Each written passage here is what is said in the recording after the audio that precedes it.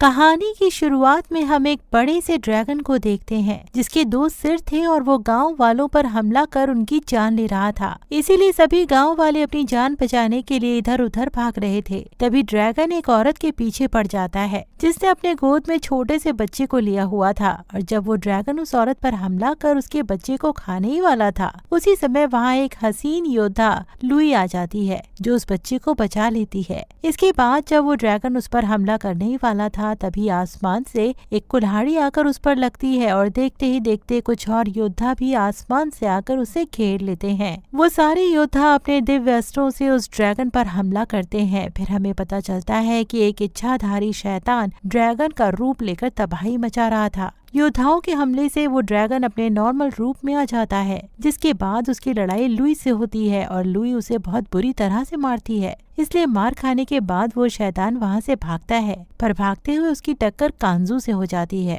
कांजू भी अपनी जादुई लाठी से उसकी अच्छी पिटाई कर रहा था और वो शैतान वापस से 2 मुंह वाले ड्रैगन में बदल जाता है। फिर भी कांजू बिना डरे उस ड्रैगन से अकेले ही भिड़ जाता है। थोड़ी देर बाद कांजू के वार से वो ड्रैगन वापस से शैतान में बदल जाता है और लुई के साथ बाकी योद्धा आकर उस शैतान को अपनी पोटली में बंद कर लेते हैं। इसके बाद वे सब देवलोक में जाते हैं, जहां हमें पता चलता है कि ये सारे योद्धा तीनों लोकों में शांति बनाए रखने का काम करते हैं और इनके बॉस का नाम जिंगवन है जो शैतान को कैद करने का आदेश देता है और अपने योद्धाओं को तीनों लोकों में शांति बनाए रखने के लिए बोलता है। इधर एक जुए के अड्डे पर कांजू को एक शैतान मिल जाता है जो बहुत ज्यादा पैसे हार रहा था। इसी जगह पर एक लड़की जोई भी थी जो पैसे जीतने आई थी, लेकिन कांजू और उस शैतान के बीच में लड़ाई होने की वजह से जुए के अड्डे में भगदड़ मच जाती है, जिससे जोई के पैसे कोई लूट ले जाता है और जोई कांजू को चोर समझ उसके पीछे पड़ जाती है। बाहर हम देखते हैं कि वो शैतान पहले खुद एक काली बिल्ली में बदलकर वहाँ से तुरंत गायब हो जाता है। इसीलिए कांजू उसे ढूंढ नहीं पाता, पर उसे देवलोक के योद्धा पकड़ लेते हैं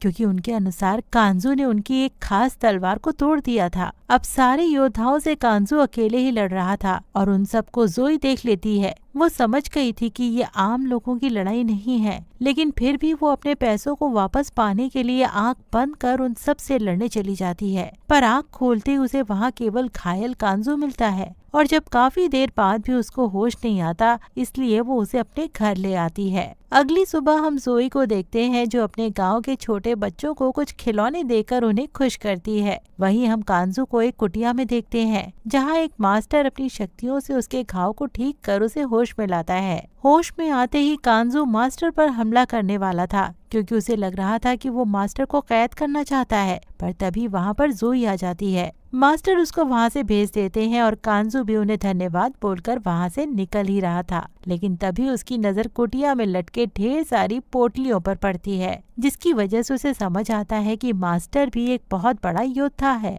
जिन्होंने अकेले ही उन सभी शैतानों को कैद करके रखा हुआ है। मास्टर कांजू से उनकी सच्चाई किसी को न बताने के लिए बोलते हैं क्योंकि अगर उसने ऐसा किया तो गांव में अशांति फैल जाएगी। कांजू मास्टर की ये बात मान बाहर आ जाता है जहां उसकी टक्कर जोई से हो जाती है और वो उसे उसके पैसे मांगने लगती है। तब कांजू को याद आता है कि इसी लड़की से तो वो बार में भी टकराया था और इसी लड़की ने उसकी जान बचाई थी।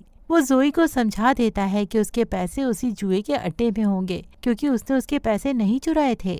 उधर हम जिंगवान को उसके जनरल के साथ देखते हैं जो अपने जादू से मास्टर को ढूंढ रहे थे और उन्हें मास्टर मिल भी जाता है। फिर जिंगवान लुई को बुलाकर उसे एक जादुई पत्थर देता है जिससे वो मास्टर को इजीली पकड़ सकती थी। इधर कुटिया में कांजू और मास्टर डिस्कस कर रहे थे कि जिंगवान अपना काम अच्छे से नहीं कर रहा और अपने ही लोगों पर शक कर रहा है। तभी उन्हें एहसास होता है कि उनकी कुटिया के बाहर कोई देवलोक से आया है और बाहर आने पर सच में लुई उनके सामने थी। वो मास्टर को गिरफ्तार करना चाहती थी, पर कांजू को देख वो रुक जाती है। कांजू को लुई से पता चलता है कि जिंगवान उसके पीछे इसलिए पड़ा हुआ है क्योंकि उसे लगता है कि नाइटेंगल का कत्ल कांजू ने किया है, पर असलियत में कांजू ने ऐसा कुछ नहीं किया होता है। इसीलिए लुई को भी उस पर भरोसा होता है। फिर भी लुई अपने साथ मास्टर को ले जाती है और मास्टर भी उससे लड़ाई नहीं करते क्योंकि उनकी लड़ाई की वजह से गांव वालों को परेशानी होती। ये सारी चीजें जोई भी देख रही थी और वो मास्टर को बचाने के लिए जाती है, पर कांजू उसे रोक लेता है। फिर उसे समझाता है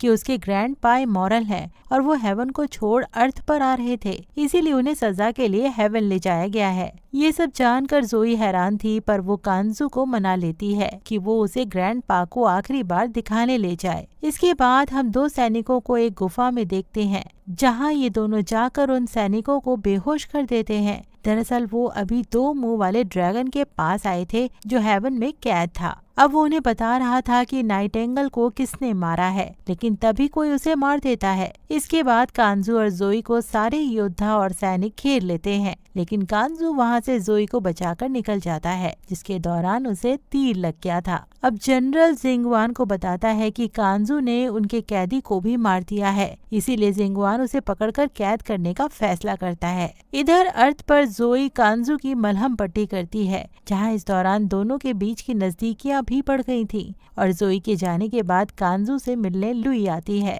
फिर कांजू उसे बता देता है कि उसने उस कैदी को भी नहीं मारा है, बल्कि वो केवल सच की तलाश में वहां गया था। ये सुन लुई उस पर गुस्सा हो जाती है, क्योंकि कांजू ने खुद के पैर पर कुल्हाड़ी मार ली थी। अगले दिन कांजू जोई के साथ मार्केट से होता हुआ एक एल्फ बोने से मिलने जाता है, जो 2000 सालों से जिंदा है। वे दोनों उससे मदद मांगते हैं ताकि वो मास्टर को खोज सकें, लेकिन वो बोना मना कर रहा था, इसलिए दोनों उसे कैंडी का लालच देकर काम करवाने की कोशिश करते हैं, लेकिन वो फिर भी नहीं मान रहा था। इसलिए जोई गुस्से में उस बोने को पीट देती है। इसके बाद बोना मास्टर को खोजने के लिए मान जाता है और अपनी पावर्स का इस्तेमाल कर वो सीधा हेवन के कैद खाने में पहुंच जाता है, जहां उसे बहुत सारे डरावने कैदी मिलते हैं। और इधर जोई ऐसे ही मजाक में कुछ लिखा हुआ पढ़ रही थी, तभी एक जादुई मिरर एक्टिवेट हो जाता है और वो दोनों उस बोने को देख पा रहे थे कि वो कहाँ जा रहा है। कुछ देर खोजने के बाद उस बोने को मास्टर मिल जाते हैं, जो कि एक पिंजड़े में कैद थे। मास्टर उसे इशारा कर बता रहे थे कि पास में कोई है, लेकिन बोना उनकी बात नहीं सुनता और उन्हें आजाद कर देता है। वहीं थोड़ी दूरी पर एक शख्स नाइटेंगल के कब्र के पास खड़ा होकर उसे देख रहा था और उसे भनक लग जाती है कि मास्टर वहां से भाग रहा है, इसलिए वो उसे तुरंत कैद कर देता है। जब बोना उस शख्स को देखता है तो वो भी तुरंत वहां से गायब हो जाता है, क्योंकि वो बिल्कुल कांजू की तरह दिख रहा था। इसीलिए उसको देख जोई और कांजू भी हैरान थे। उधर हम उस शख्स को देखते हैं जो एक शैतान को एक रिचुअल की तैयारी करने के लिए बोल रहा था, ताकि वो कांजू को मारकर नाइटेंगल को जिंदा कर सके। लेकिन असल में ये शख्स कोई और नहीं बल्कि जिंगवान ही था, और इसी ने अपने जादू की मदद से कांजू का वेश ले रखा था ताकि वो अपने मकसद को पूरा कर सके। अब कांजू तो उनके हाथ से निकल गया था, इसलिए वो प्लान बनाते हैं कि अगर वे सब गाँव वालों को मारेंगे तब उन्हें बचाने के लिए कांजू जरूर आएगा और वो उसे पकड़ लेंगे। इसलिए जब सारे योद्धा गाँव वालों पर हमला कर तबाही मचा देते हैं, लेकिन फिर भी इस काम में लुई उनका साथ नहीं देती और गांव वालों को बचाने के लिए कांजू और जोई नहीं आ पाते, क्योंकि वे बोने के साथ मास्टर को आजाद कराने गए थे। वे मास्टर को आसानी से आजाद करा लेते हैं, क्योंकि सारे गार्ड्स और योद्धा गांव वालों को मारने गए थे। लेकिन जब वे सब मास्टर के साथ अपने गांव आते हैं, तब वे देखते हैं कि गांव के सारे लोग मारे गए हैं और चारों तरफ केवल लाशें ही लाशें हैं। ये देख जोई के साथ सभी दुखी होकर रोने लगे थे और लुई से उन्हें पता चल जाता है कि जिंगवान ने ही ये सब करवाया है। जोई उन सबको दफना कर रो रही थी, तभी वहाँ जनरल आता है और जोई को बेहोश कर अपने साथ ले जाता है। लेकिन जाने से पहले उसने मास्टर को बता दिया था कि अगर कांजू को ये लड़की जिंदा चाहिए तो उसे हेवन आना होगा। ये सारी बातें मास्टर कांजू को बताते हैं, तो कांजू अपने बौने दोस्त के साथ हेवन के टेम्पल में जाता है, जहाँ वे दोनों मिलकर अकेले ही सारे सैनिकों को हरा देते हैं। इसके बाद बोना जोई की तलाश में गुफा के अंदर चला जाता है और कांजू टेम्पल के अंदर आया था, जहां उसका सामना बाकी के योद्धाओं से होता है। वो अकेले ही उन सब से लड़ रहा था, लेकिन उसकी मदद के लिए वहां लुई आती है ताकि कांजू बोने के साथ मिलकर जोई को खोज सके। तभी उन दोनों को जोई के साथ वो शख्स भी मिल जाता है जो उसकी तरह दिख रहा था। इसके बाद यहाँ उन्हें पता चलता है कि वो शख्स जिंगवान है और उसी ने ड्रैगन वाले शैतान के साथ मिलकर कांजू को फंसाया है। असल में जिंगवान ने ड्रैगन शैतान से वादा किया था कि अगर वो कांजू को मारने में उसकी मदद करेगा तो वो उसे आजाद कर देगा। वे सब कांजू को इसलिए मारना चाहते थे क्योंकि वो कांजू की शक्तियों से नाइटेंगल को दोबारा जिंदा कर सकते थे। इसके बाद कांजू और जिंगवान में भयंकर लड़ाई शुरू हो जाती है, जिसमें कांजू पर ड्रैगन हमला करता है, लेकिन कांजू ड्रैगन को इजीली ओवर पावर करके हरा देता है। इसके बाद जिंगवान अपनी सारी पावर से कांजू पर हमला करता है। इसीलिए कांजू भी अपनी पूरी पावर लगा रहा था, लेकिन वो हारने लगता है। इसलिए बौना भी अपनी सारी पावर कांजू की तरफ से लगाने की कोशिश करता है, लेकिन जिंगवान इतना ज्यादा ताकतवर था कि वो उन दोनों को अकेले ही हरा देता है। इसी बीच अब लुई भी वहाँ आ गई थी, लेकिन जिंगवान आसानी से उन तीनों की पिटाई कर रहा था। ये देख जोई एक चाकू उठाकर नाइटेंगल के ऊपर पॉइंट कर देती है, जिसके बाद जिंगवान जोई के सामने गिड़गिड़ाने लगता है कि वो नाइटेंगल को छोड़ दे और तभी वो लुई की जान छोड़ देगा। अब जोई उसकी बात मान जाती है और मौका मिलते ही जिंगवान उसको उठाकर दूर फेंक देता है। ये देख कांजू जोई के पास जाकर उसका सिर अपनी गोद में उठा लेता है और मरने से पहले जोई कांजू को बताती है कि वो उसे प्यार करती है। इसके बाद वे दोनों एक दूसरे के साथ किस शेयर करते हैं और इसी किस के साथ जोई की जान चली जाती है। अब जोई को मरता देख मास्टर अपनी सारी पावर्स कांजू में ट्रांसफर कर देता है, जिससे कांजू एक ही बार में जिंगवान की जान ले लेता है। लेकिन मरने से पहले जिंगवान नाइटेंगल के कब्र के पास जाता है, जहां उसका रिचुअल वाला शैतान दोस्त उसे बताता है कि उसने उसे झूठ बोला था कि नाइटेंगल दोबारा से जिंदा हो सकती है, क्योंकि वो केवल उसे करप्ट करना चाहता था ताकि उसे उसकी गुनाहों की सजा जल्दी मिल सके।